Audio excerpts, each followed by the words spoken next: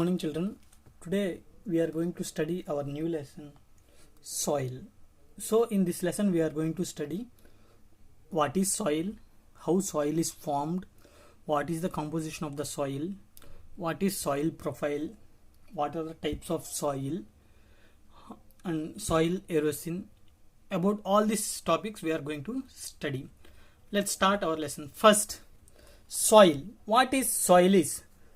Mixture of rock particles, sand and humus. Mixture of rock particles, sand and humus is known as soil.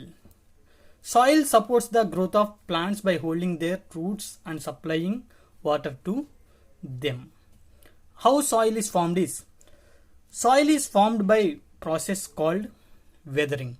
So what is weathering is?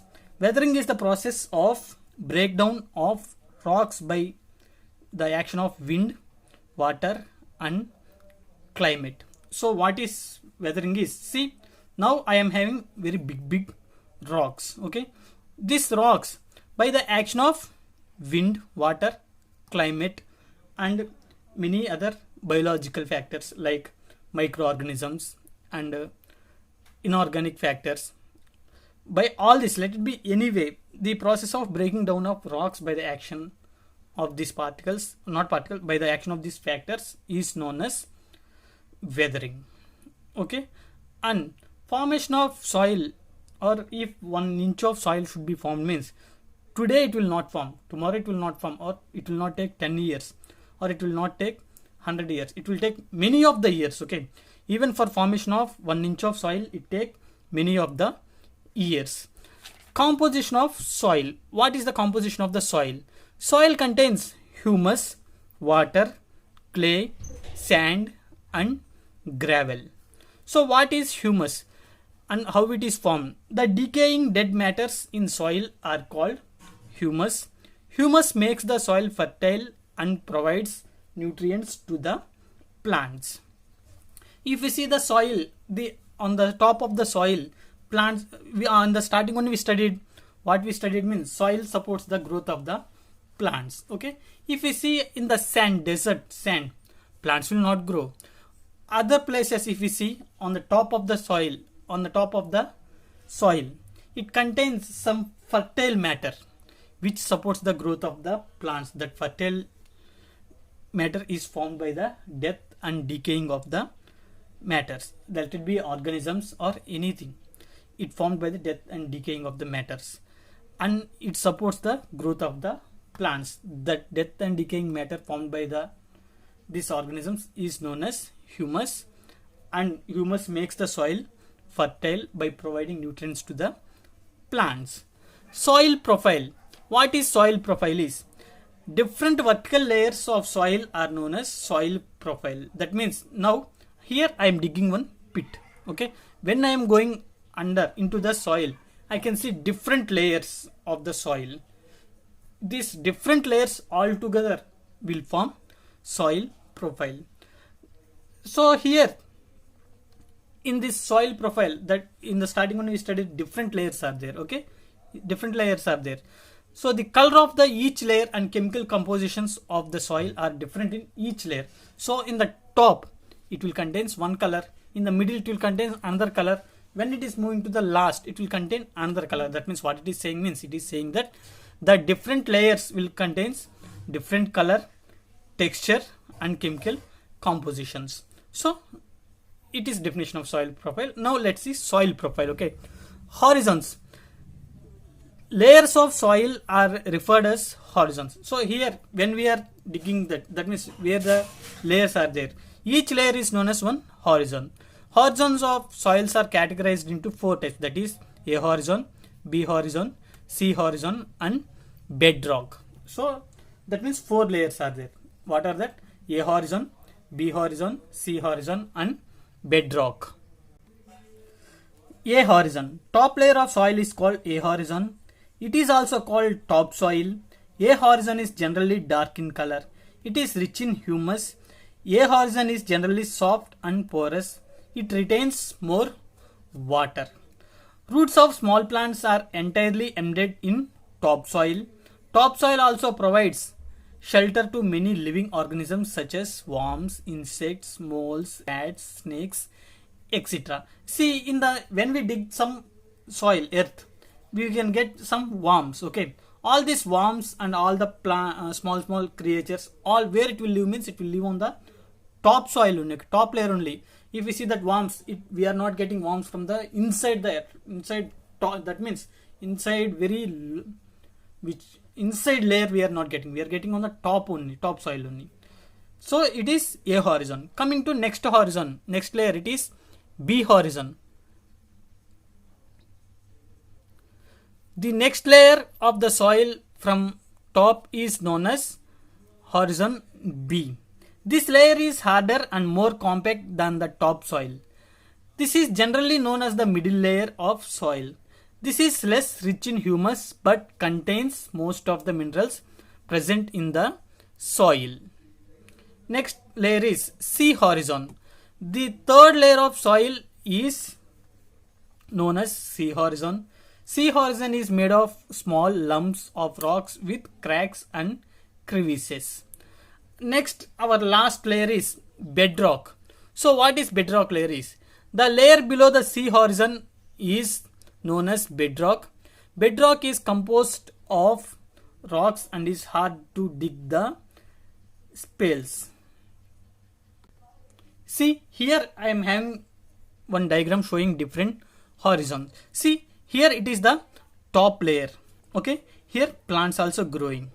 This layer till this line only. Okay, this layer is situated between these two lines. It is known as A horizon. Next one is, it is containing small particles. Okay, here no plants are growing, that means no roots are embedded in this. It is B horizon. So after B horizon, if we see, it is containing some more rocky particles. It is C horizon. And finally last, it is containing all rock materials only. It is bedrock. So A horizon, B horizon, C horizon, bedrock. This is diagram of soil profile. Now types of soil. Okay, now completed soil profile. Now let's see types of soil. What are the types of soil? Types of soil based on the size of the particles. Soil is very important for all properties of the soil. It is very important for, that means see, in the A horizon it contains some sized particles. B horizon, C horizon, again same bedrock. That also, not only bedrocks, based on this size of the particles, the soil also will different from one to another. Soils are categorized mainly into three types based on the proportion of size of particles. What are that is there? Sandy soil, clayey soil and Lumi soil. So clayey soil, sandy soil and Lumi soil. So what is sandy soil? Particles of sandy soil are larger in size. Because of being larger in size, sand particles cannot fill close together and hence there is enough space among them. These spaces are filled with air. Water drains quickly through sandy soil. So sandy soil is called well aerated, light and dry. That means if you see the sandy soil, the particles of sandy soil, that means this is one particle, this is second particle. Now see these two particles, particle A, particle B, both of them are arranged together. But in case of sandy soil, between particles there will be gap will be there. That means through this gap air can easily pass through them. Okay, that is the reason why in sandy soils they are well aerated and light and dry. That means gap is there. That is the reason why it cannot hold the water more. Sandy soil is not fit for vegetation. As it does not retain water. However, millets can be grown on sandy soil. Our next type of soil is clay soil. Particles of clay soil are very small in size. This makes the particles of clay soil packed tightly. There is very little space among the particular water, not particular among the particles. Water does not drain quickly through clay soil because of less space among particles. So clay soils is not well aerated and retains more water. Coming to sandy soil, the gap between particles is more.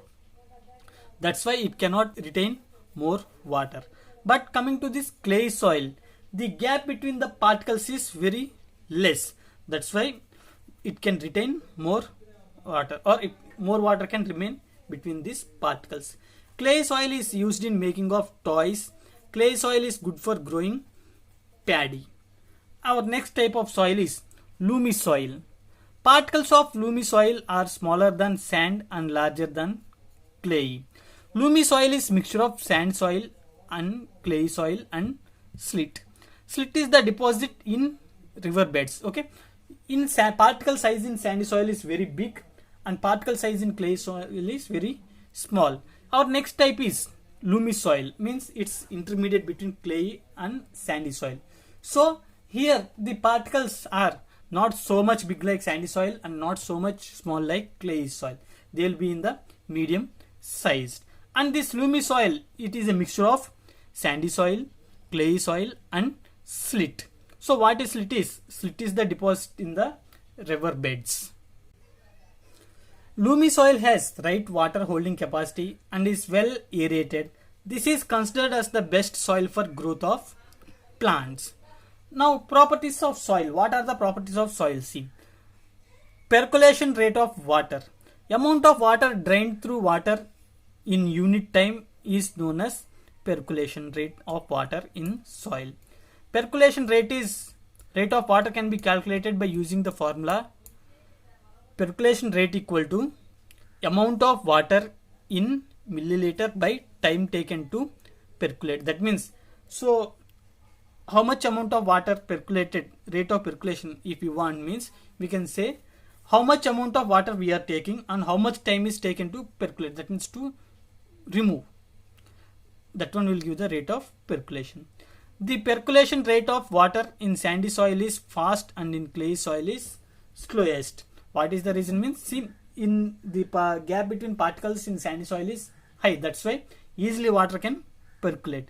But coming to this clay soil, particles, the gap between particles is very low. That's why it will take some more time. That's why percolation rate in sandy soil is fastest and in clay soil is slowest.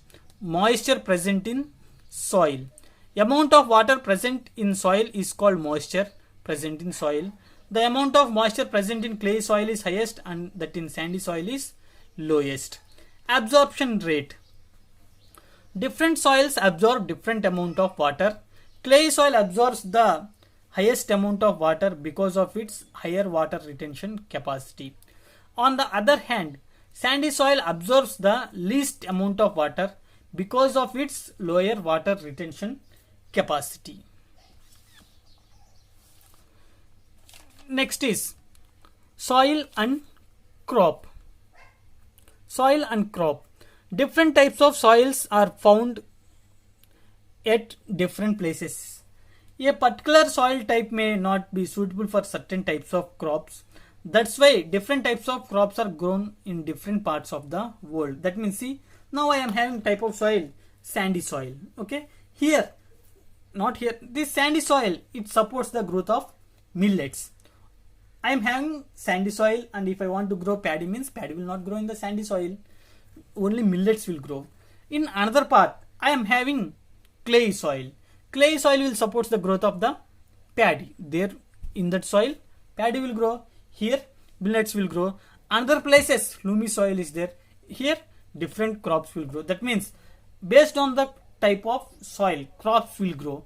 And in the different parts of the world, different crops are grown. Sandy soil. Sandy soil is not fit for any crop as it does not retain water. However, some thorns and bushes do grow on sandy soil. Millets can be grown on sandy soil. Like before I told. Clay soil. Clay soil is best suited for paddy as it can retain water more for the long time. This is also suitable for wheat and gram. So why can grow millets in the sandy soil and why paddy can grow in the clay soil, why these thorns and bushes cannot grow in the clay soil, and why paddy cannot grow in the sandy soil means, see, the gap between the particles in the sandy soil is high. That means water retention capacity is very low. That means water cannot stay in these particles. That is the reason for the growth of the paddy it requires more amount of water. Here in the sandy soils water is not there. That's why paddy cannot grow in the sandy soil. Coming to this clay soil, water retention capacity is high. That means water can remain for long time. And for the growth of paddy it requires water. That is the reason why paddy can grow in the clay soil. Lumi soil is considered the best for almost all types of crops. It is suitable for lentils and other pulses. Again, this lumi soil, it is not divided. In this, another type is sandy loam. Sandy loam soil is suitable for the growth of cotton plants as it can easily drain water and is well aerated. So let's see another process, soil erosion. What is soil erosion is? Removal of topsoil by weathering agents such as wind, water and ice is known as soil erosion. That means before we studied topsoil, it is containing humus. Okay. So removing of this topsoil by weathering agents. Weathering agents, what are the weathering agents? Wind, water, ice, etc. are the weathering agents. Removal of topsoil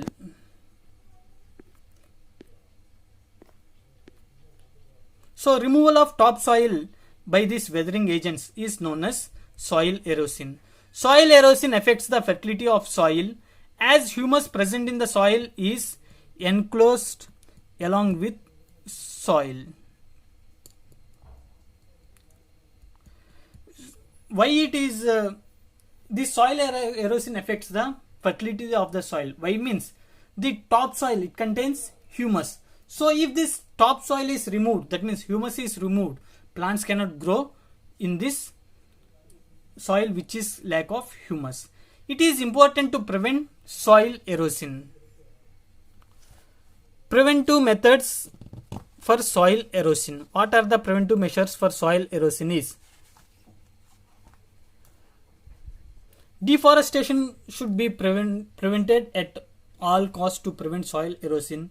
Shelter belt plantation of trees is good for prevention of soil erosion. Terrace farming in hilly areas is effective in preventing soil erosion, etc. are the methods taken to prevent soil erosion.